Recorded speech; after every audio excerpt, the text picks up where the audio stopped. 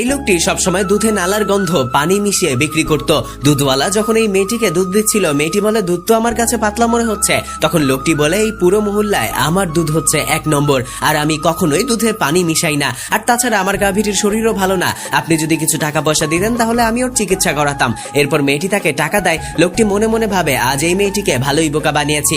লোকটির গাভীটি অসুস্থ ছিল, তখন ডাক্তার তার চিকিৎসা করাতে আসে। ডাক্তার বলে আগে আমাকে টাকা দাও। লোকটি তাকে টাকা বের করে দিলে ডাক্তার বলে এটা তো নকল টাকা। লোকটি বলে আমি তো এই ম্যাডামের কাছ থেকে টাকা আনলাম। ডাক্তার বলে আমার এসব জানার দরকার নেই। লোকটি তার গাভীটির চিকিৎসা করার জন্য ডাক্তারকে খুব অনুরোধ করে, কিন্তু ডাক্তার কোনো কথাই শুনে না। তখন সেখানে একটি লোক আসে আর টাকা দিয়ে বলে নেন আপনি এবার এই গাভীটির চিকিৎসা করান। এরপর লোকটি বলে আমি তো তোকে দুধের সাথে গন্ধ পানি মিলাতে দেখেছিলাম, আর ঘরে যাবার সময় যখন তুই আমার সাথে ধাক্কা খেয়েছিলি তখন আসল টাকা রেখে নকল টাকা তোমাকে দিয়ে দেই, তোর এই গাভী মরে যাবে। বলে তোর এই অবস্থা আর যেই ভাব ছোট ছোট বাচ্চারা এই পচা পানিযুক্ত দুধ খাবে।